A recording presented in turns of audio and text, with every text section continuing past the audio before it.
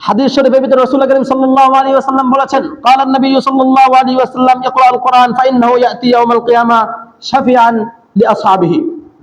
রাসূল করিম সাল্লাল্লাহু আলাইহি ওয়াসাল্লাম বলেন, কঠিন কিয়ামতের ময়দানে হাসরের মাঠে যখন অবস্থা এতটাই ভয়ঙ্কর হবে যে মানুষ দিক বেদিক ছুটতে থাকবে, কেউ তার মাকে চিনবে না, মা তার সন্তানকে চিনবে না, কেউ কার সাহায্যে আসবে না। সমস্ত নবী রাসূল যেদিন নাফসি নাফসি, ওগো আল্লাহ আমাকে বাঁচান, ওগো আল্লাহ আমাকে বাঁচান, এমন করে যখন চিৎকার করতে থাকবে, কারো কোনো বাঁচার কোনো উপায় থাকবে না। সন্তান তার মাকে গিয়ে বলবে, ওগো মা, সারাটা জীবন নিজে না খেয়ে আমারে খাওয়াইছো, নিজের পরনের পোশাকটা ছেঁড়া ছিল, আমাকে সুন্দর পোশাক ক্রয় করে দিয়েছিলে, ওগো মা, কত কষ্ট করে না আমাকে লালন পালন করে মানুষ করেছো, আজকে আমি শুধু একটা নেকির জন্য আটকে গিয়েছি, মা তোমার কাছে আসছি, আমাকে একটা নেকি দাও, আমি একটু জান্নাতে যেতে চাই। মা সেদিন বলবে, বাবা কে তুমি? দুনিয়াতে আমার কোনো সন্তান ছিল না, আমি দুনিয়াতে কোনো সন্তান প্রসব করি নাই। কতটা ভয়ঙ্কর পরিস্থিতি হলে একটা আদরের মা, নরম হৃদয়ের মা, সে এতটা কঠোর হয়ে যাবে, এতটা পাষাণ হয়ে যাবে। সেই কঠিন কিয়ামতের ময়দানে রাসূল করিম সাল্লাল্লাহু আলাইহি ওয়াসাল্লাম বলেন যে কোরআন আসবে মানুষের জন্য সুপারিশ করতে। কোরআন তার বান্দার জন্য, তার অপরাধী যেই বান্দা, আল্লাহর অপরাধী যেই বান্দা থাকবে, সেই অপরাধী বান্দার জন্য কোরআন এসে আল্লাহর কাছে সুপারিশ করবো, গো আল্লাহ, হে তোমার বান্দা, আমি কোরআনকে সে তেলাওয়াত করেছে, আমি কোরআনকে তার জীবনের সাথে সে জড়িয়ে ফেলেছিল, আমি কোরআনকে তার জীবনে জড়িয়ে ফেলার জন্য আজ তুমি আমার উসিলা হলেও তাকে মাফ করে দিতে হবে। আল্লাহ তাআলা কোরআনের সুপারিশে ওই গুনাহগার বান্দাকে আল্লাহ তাআলা জান্নাতের ফয়সালা করে দিবেন। এই কোরআনের হক কি? কোরআন আমাদের কাছে কি চাই? কোরআন আমাদের কাছে কি প্রাপ্য? সেই কোরআনের হক গুলো আমাদের জানতে হবে। বর্তমান বিশ্বের যত মুসলমান আছে, বিশেষ করে আমাদের বাংলাদেশের যত মুসলমান আছে, আমার ধারণা মতে 95% মুসলমানই তারা জানে না যে কোরআনের প্রকৃত হক গুলো কি কি। আমরা শুধু এতটুকুই জানি যে কোরআনকে পড়তে হবে, কোরআনকে কিনে নিয়ে এসে শোকেসে রাখতে হবে সাজাইয়া, মাঝে মাঝে পড়তে হবে, মাঝে মাঝে আবার ঝাড়ু দিতে হবে, পরিষ্কার করতে হবে, বাস এতটুকুই কোরআনের হক বলে আমরা জানি। কিন্তু প্রশ্ন হচ্ছে, শুধু কি এই কোরআনকে খুলে একটু পড়ার জন্য, এই জন্যই কি আল্লাহ রাসূল তিনি 63 বছর জীবনে এত পরিশ্রম করে গিয়েছেন? শুধু কি একটু তেলাওয়াতের জন্যই তিনি তায়েফের প্রান্তরে রক্ত ঝরিয়েছিলেন? শুধু কি একটু তেলাওয়াতের জন্যই এত এত সাহাবী তারা জীবন দিয়েছিলেন? শুধু কি এতটুকুর জন্যই? না, কোরআন শুধু তেলাওয়াত করাটাই কোরআনের হক নয়, কোরআনের এছাড়াও আরো হক রয়েছে যেগুলো কোরআন আমাদের কাছে প্রাপ্য, কিন্তু আমাদের সেই বিষয়গুলো একেবারেই জানা নাই। তাই আমরা আজকে আলোচনা করব কোরআনের হক গুলো কি কি, সেই হক গুলো আমরা কিভাবে আদায় করব, এই বিষয়টি নিয়ে আলোচনা করার চেষ্টা করবো। মাতাওফিক ইল্লা বিল্লাহ। কোরআন এবং হাদিসকে অধ্যয়ন করলে কোরআনের অনেকগুলো হক পাওয়া যায়। তার মধ্যে থেকে সব থেকে অন্যতম এবং বড় বড় হক হচ্ছে 4টি। তার এক নাম্বার হচ্ছে আল ঈমান বিল কোরআন, অর্থাৎ কোরআনের উপর বিশ্বাস রাখা, আস্থা রাখা, কোরআনের উপর ঈমান নিয়ে আসা। অর্থাৎ কোরআনকে নিয়ে, কোরআনের শুরুতে আলিফ, সূরা ফাতিহার আলিফ লাম থেকে শুরু করে মিনাল জিন্নাতি ওয়ান নাসের সিন পর্যন্ত এই টোটাল কোরআনকে বিশ্বাস করতে হবে যে এই কোরআন পুরোটাই শুধুমাত্র আল্লাহ তাআলার কালাম। এই কোরআনের ভিতরে কোনো ফেরেশতার কোনো কালাম নাই, এই কোরআনের ভিতরে রাসূলের কোনো কালাম নাই। এই কোরআন পুরোটাই কেবলমাত্র আল্লাহর জন্য, আর এই কোরআনটাকে আল্লাহ তাআলা দিয়েছেন কেবলমাত্র আমার জন্য। সুতরাং এই কোরআনের ভিতরে যত আদেশ রয়েছে তা কেবলমাত্র আমার জন্য, যত নিষেধ রয়েছে তাও কেবলমাত্র আমার জন্য। সুতরাং কোরআনের সকল আদেশকে পালন করা এবং সকল নিষেধকে বর্জন করা, এটা আমার জন্য কর্তব্য, এটা আমার জন্য ফরজ। এই বিশ্বাসটুকু আমাদের হৃদয়ে রাখতে হবে। এখন যদি কোনো ব্যক্তি কোরআনকে বিশ্বাস করে, পুরা কোরআনকে বিশ্বাস করে, কিন্তু পর্দার আয়াতকে বিশ্বাস করে না, পুরা কোরআনকে বিশ্বাস করে কিন্তু সাহাবীদেরকে মানে না, পুরা কোরআনকে বিশ্বাস করে কিন্তু সুদ ঘুষের বিধানকে তারা অস্বীকার করে যায়, এমন যদি করে, পুরা কোরআনকে বিশ্বাস করে কিন্তু একটা আয়াতকে বিশ্বাস করে না, একটা আয়াতের উপর ঈমান নিয়ে আসে নাই, যদি এরকম হয় তাহলে সেই ব্যক্তি কখনোই মুসলমান থাকবে না, সে সঙ্গে সঙ্গে কাফের হয়ে যাবে। এই জন্য কোরআনের প্রথম হক হচ্ছে আল ঈমান বিল কোরআন, কোরআনের উপর ঈমান নিয়ে আসা, যে পুরা কোরআনটাই কেবল আল্লাহ তাআলা আমার জন্য নাজিল করেছেন। এই কোরআনের সমস্ত আদেশ আমার জন্য পালনীয়, সমস্ত নিষেধ আমার জন্য বর্জনীয়, এই বিশ্বাসটুকু হৃদয়ে ধারণ করা, এর নাম হচ্ছে কোরআনের প্রতি ঈমান। কোরআনের 2 নম্বর হক হচ্ছে কোরআন নিজের শিক্ষা করা, অপরকে শিক্ষা দেওয়া। রাসূলুল্লাহ সাল্লাল্লাহু আলাইহি ওয়াসাল্লাম বলেছেন, খায়রুকুম মান তাআল্লামাল কোরআন ওয়া আল্লামাহ। পৃথিবীর মধ্যে যত মানুষ আছে, যত মুসলমান আছে, সেই সকল মুসলমানের ভিতরে সবথেকে শ্রেষ্ঠ আর উত্তম মুসলমান হচ্ছে সেই ব্যক্তি যে কোরআন নিজে শিক্ষা করে এবং অপরকে শিক্ষা দেয়।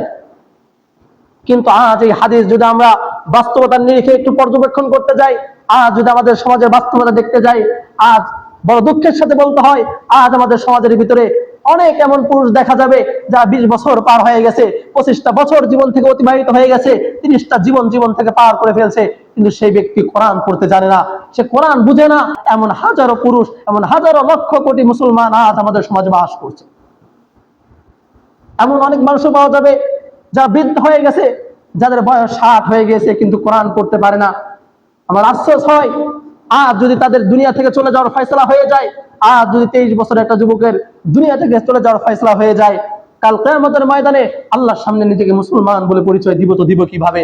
আল্লাহকে জিজ্ঞেস করবেন না, ওরে বান্দা, তোর জীবনে এতটা লম্বা সময় দিয়েছিলাম, এই লম্বা সময়ের ভিতরে বাংলা পড়ার সময় পাইলি, ইংলিশ পড়ার সময় পাইলি, গণিত পড়ার সময় পাইলি, ভূগোল পড়ার সময় পাইলি, সায়েন্স পড়ার সময় পাইলি, আমি আল্লাহর কোরআনটা বুঝে পড়ার সময় পাসনি। আমি আল্লাহর কোরআন বুঝে এতটাই ভারী হয়ে গিয়েছিল তোমাদের উপর। মানুষের জীবনে তো শত্রুও সময় পায়, কিন্তু আমি আল্লাহর কোরআন তোমাদের জীবনে সময় পাইনি, তোমরা কেমন মুসলমান?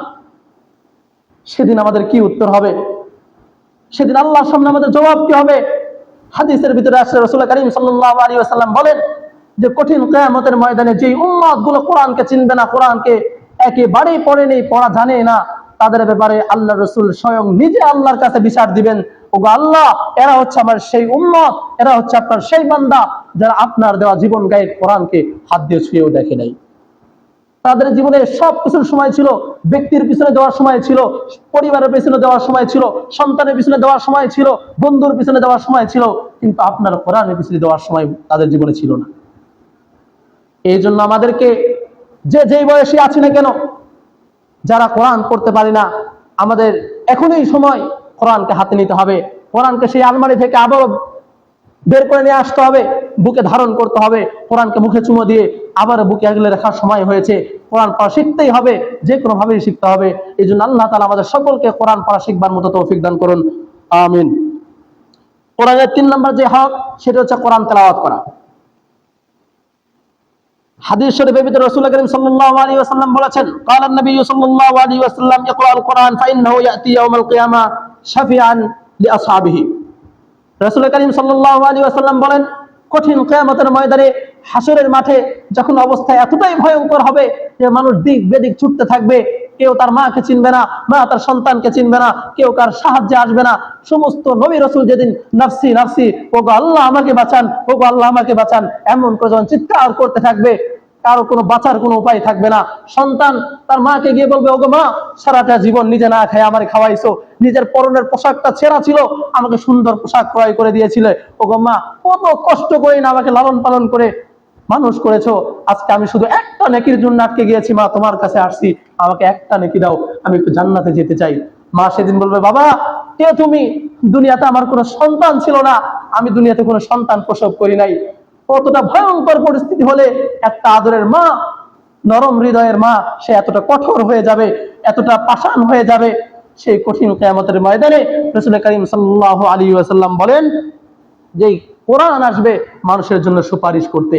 কোরআন তার বান্দার জন্য, তার অপরাধী যেই বান্দা, আল্লাহর অপরাধী যেই বান্দা থাকবে, সেই অপরাধী বান্দার জন্য কোরআন এসে আল্লাহর কাছে সুপারিশ করবো, আল্লাহ, হে তোমার বান্দা, আমি কোরআনকে সে তেলাওয়াত করেছে, আমি কোরআনকে তার জীবনের সাথে সে জড়িয়ে ফেলেছিল, আমি কোরআনকে তার জীবনে জড়িয়ে ফেলার জন্য আজ তুমি আমার উসিলা হলেও তাকে মাফ করে দিতে হবে। আল্লাহ তাআলা কোরআনের সুপারিশে ওই গুনাহগার বান্দাকে আল্লাহ তাআলা জান্নাতের ফয়সালা করে দিবেন। এই জন্য বেশি বেশি কোরআন তেলাওয়াত করতে হবে। 4 নম্বর কোরআনের যে হক, তা হলো কোরআন থেকে উপদেশ গ্রহণ করতে হবে, কোরআন নিয়ে ফিকির করতে হবে। এটাই হচ্ছে সব থেকে বড় হক। আজ আমরা শুধু কোরআন পড়ি, শুধু কোরআন তেলাওয়াত করি, কোরআনের এই আয়াতের ভিতরে আল্লাহ তাআলা কি বললেন, কোরআনের এই আয়াতের ভিতরে আমার জন্য কি নসিহত আল্লাহ দিলেন, এই আয়াতের ভিতরে আমার জন্য কি শিক্ষা রয়েছে, এই বিষয়টা ফিকির করতে হবে। এটাই হচ্ছে কোরআনের একটা হক। আল্লাহ তাআলা পবিত্র কোরআনের মধ্যে বলেন, সূরা মুহাম্মাদের 24 নম্বর আয়াতে আল্লাহ তাআলা বলেন, আফালা ইয়াতাদাব্বারুনাল কোরআন আম আলা কুলুবিন আকফালুহা। তারা কি আমার কোরআন নিয়ে চিন্তা করবে না? তারা কি আমার কোরআন নিয়ে ফিকির করবে না? তারা কি আমার কোরআনের একটা একটা আয়াত নিয়ে তারা ফিকির করবে না? তাদের অন্তরে কি শয়তানে তালা মেরে দিয়েছে? তাদের অন্তরে কি শয়তানে তালা মেরে দিয়েছে? এই বলে আল্লাহ তাআলা বুঝাইতে চাইলেন, কোরআন শুধুমাত্র তেলাওয়াতের জন্য আসে নাই। এই কোরআনের প্রত্যেকটা আয়াতকে তেলাওয়াত করার সাথে সাথে এই আয়াতের অর্থ দেখতে হবে, এই অর্থের ভিতরে ফিকির করতে হবে যে এই অর্থের ভিতরে আল্লাহ তাআলা আমাকে কি উপদেশ দিলেন, এই অর্থের ভিতরে, এই আয়াতের ভিতরে আমার জন্য কি নসিহা আছে, এই বিষয়টি আমাদেরকে অনুসন্ধান করতে হবে, ফিকির করতে হবে। এটাও কোরআনের একটি হক। মোটামুটি আমি সংক্ষিপ্ত সময়ের ভিতরে কোরআনের কিছু ফজিলত আলোচনা করলাম এবং 4টা বড় বড় হক আলোচনা করলাম। আল্লাহ তাআলা আমাদের সকলকে এই 4টি হক আদায় করার এবং কোরআনের ফজিলত বুঝে কোরআনকে হৃদয়ে আঁকড়ে ধরার তৌফিক দান করেন। ওয়া আখির দাওয়ানা আলহামদুলিল্লাহি রাব্বিল আলামিন। আসসালামু আলাইকুম ওয়া রাহমাতুল্লাহ।